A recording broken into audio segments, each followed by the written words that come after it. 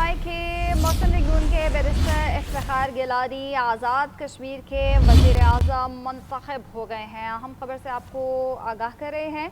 मुस्लिम league नून के barrister Iftikhar Gilani Azad Kashmir के वज़ीर आज़म मुंतखब हुए हैं और बैरिस्टर इफ्तिखार गिलानी आज़ाद कश्मीर के 17वें वज़ीर आज़म बन गए हैं और उनको 30 वोट्स हासिल हुए थे। 27 वोट दरकार होते हैं वज़ीर आज़म बनने के लिए।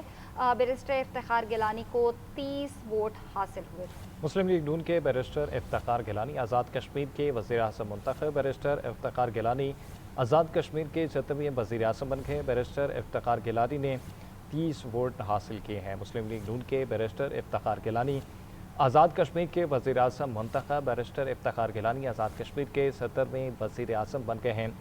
बैरिस्टर इफ्तिखार गिलानी ने 30 वोट हासिल किए हैं। आपको बताएं कि मुस्लिम लीग नून के बैरिस्टर इफ्तिखार गिलानी आज़ाद कश्मीर के वज़ीर आज़म मुंतखब हो गए हैं। बैरिस्टर इफ्तिखार गिलानी आज़ाद कश्मीर के 17वें वज़ीर आज़म बन गए। बैरिस्टर इफ्तिखार गिलानी ने 30 वोट हासिल किए हैं। सदर मुस्लिम लीग नून नवाज शरीफ ने वज़ीर आज़म के लिए इनको नामज़द किया था और मुस्लिम लीग नून के ही 2 रहनुमा जो हैं वो इसकी मुखालफत में सामने आए थे। उनको तहफ़्फ़ुज़ात थे और उन्होंने फ़ैसला किया था कि वो वोटिंग में या इजलास में शिरकत नहीं करेंगे, लेकिन उसके बावजूद बैरिस्टर इफ्तिखार गिलानी ने 30 वोट हासिल कर लिए हैं और वो आज़ाद कश्मीर के 17वें वज़ीर आज़म बन चुके हैं। असगर हयात हमारे साथ मौजूद हैं। असगर बताएगा डिटेल्स।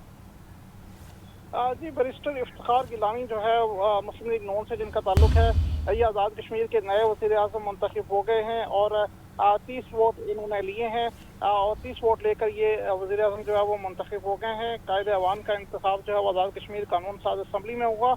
दिन 2 बजे का वक्त मुकर्रर था, लेकिन इजलास कुछ ताख़ीर का शिकार हुआ और यहाँ पर कानून साज असम्बली की अगर बात करें तो मुस्लिम लीग नून को के अरकान की तादाद 31 है, जबकि एक इत्तेहादी रुकन की भी हमायत मुस्लिम लीग नून को हासिल थी, जबकि बैरिस्टर इफ्तिखार गिलानी के मुकाबले में जो है वो पीपल्स पार्टी के मुख्तार अब्बासी थे, जो है वो जिन्हें 14 अरकान की हमायत हासिल थी। मुस्लिम लीग नून के कुछ अरकान जो है वो जिसमें शाह गुलाम कादर और राजा फारूक हैदर जो है ये नाराज भी थे, लेकिन आज कानून साज असम्बली में 30 वोट लेकर बैरिस्टर इफ्तिखार गिलानी जो है वो वज़ीर आज़म मुंतखब हो गए हैं। जी अच्छा, ये भी बताइएगा कि जिन अरकान ने वोट नहीं डाला या कौन कौन से ऐसे अरकान थे जो इजलास में शिरकत नहीं कर सके?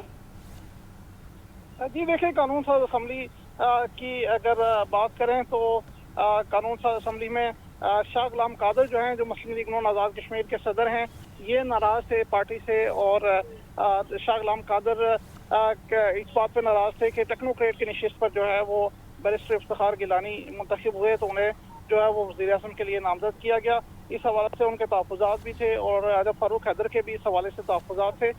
दोनों सीनियर रहनुमा जो है इनके तहफ़्फ़ुज़ात थे, लेकिन बैरिस्टर इफ्तिखार गिलानी राजा फारूक हैदर को मनाने के लिए उनकी रिहाइशगाह पर गए और उन्हें जो है वो मनाकर असम्बली तक लाए।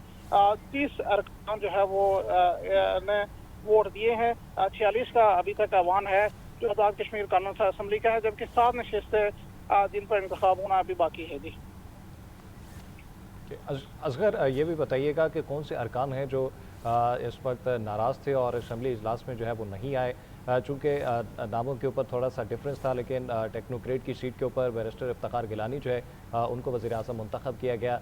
तो कौन से ऐसे अरकान नाराज़ हैं? क्या उनको एतमाद मिल गया क्या, या वो असम्बली में नहीं है? तो आगे का लाहे अमल क्या है?